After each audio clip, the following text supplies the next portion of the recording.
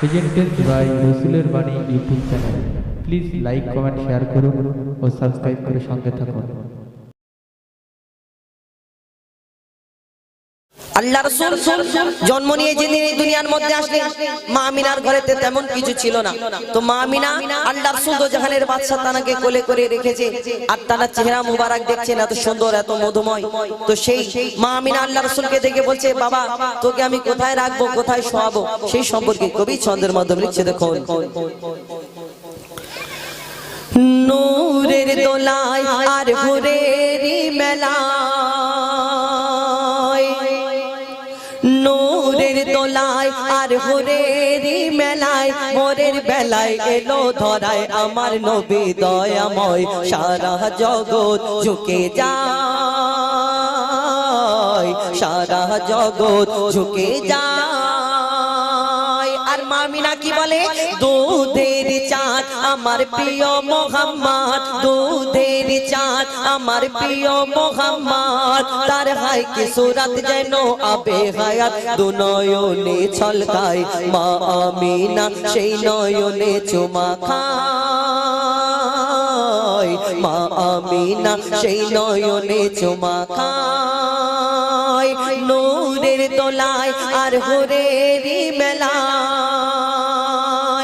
এই দুনিয়াতে আল্লাহ পাক রব্বুল আলামিন কোটি কোটি মা জননীকে সৃষ্টি করে এই দুনিয়ার মধ্যে পাঠালেন। আমার আপনার নবী দো জাহানের বাদশা, তার আম্মা জান মা আমিনাকে আল্লাহ পাক রব্বুল আলামিন শ্রেষ্ঠ করে পাঠালেন। কিন্তু কেন, সেই সম্পর্কে কবি ছন্দের মাধ্যমে অতি মূল্যবান কথাই লিখছে। দেখুন, স্বর্গরানী মা জননী আমিনা, তোমার সাথে হয় না কারোর তুলনা, মাগো তোমার সাথে হয় না কারোর তুলনা। কেন, মা হাওয়া থেকে আর মা মারিয়াম কেহ পেল না সম্মান তোমার মতন, কেহ পেল না সম্মান তোমার মতন। কেন পেল না, আল্লাহ আর আরশ ছেড়ে কে গর্বে তোমার ঘর করে, আল্লাহ আর আরশ ছেড়ে কে গর্বে তোমার ঘর করে। 10 মাস 10 দিন পরে সেই নাজিল হলো আদম রূপ ধরে, ধন্য আমিনা জননী মোরা তোমার কাছে ঋণী, আল্লাহ তাআলার শ্রেষ্ঠ উপহার খেলে তোমার আঁচলের তলায়, সারা জগৎ ঝুঁকে যায়।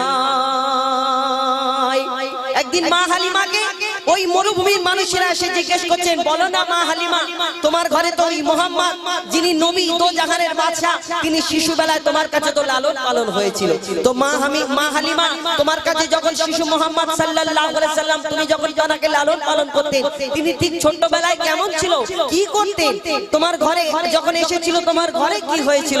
তখন মা হালিমা আল্লাহর রাসূল দো জাহানের বাদশা তাকে উদ্দেশ্য করে সেদিন তাদের কি উত্তর দিয়েছিল কবি ছন্দের মাধ্যমে লিখছে। দেখুন, মা হালিমা, মা হালিমা হাই কি তোমার কিসমত,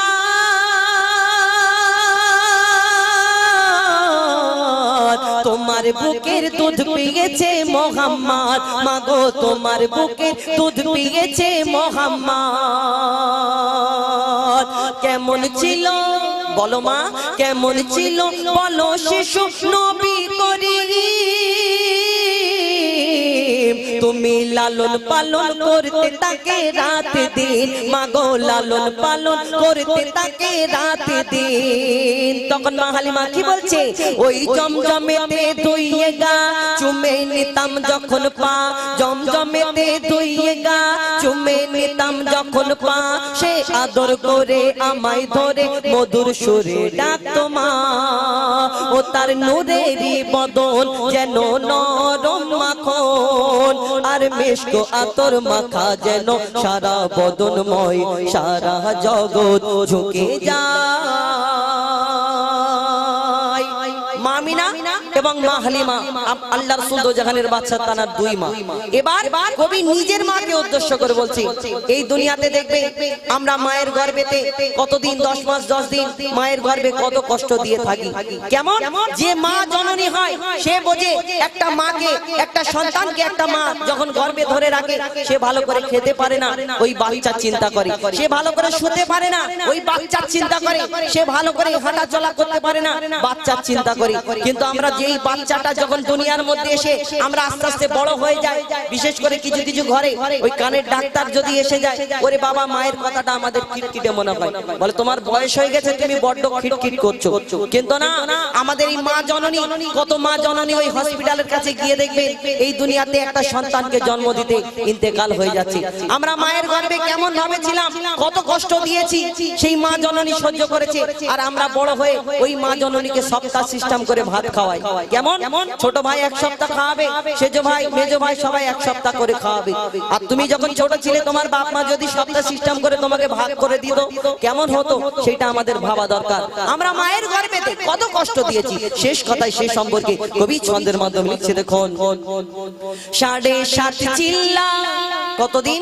7.5 চিল্লা ছিলাম মাগো গর্ভে তোমার,